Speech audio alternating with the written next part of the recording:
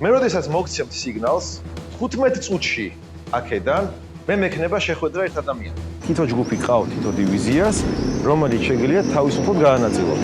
თქვენ უნდა მოახერხოთ იმ ადგილას შეხვიდეთ, ყოველგვარი კანონდარღვევის გარეშე, მოლაპარაკების გზით, დობის გამოყენებით იმ ადგილიდან უნდა გადაიღოთ ფოტო.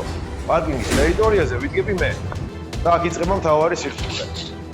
პირველი, ეს არის ლეგალურად მოახერხოთ ის რომ შეხვიდეთ ტერიტორიაზე, რომელსაც მოგინიშნავთ, სტრეს თავი უნდა გაართვათ, 25 ქულა არის შესვლა.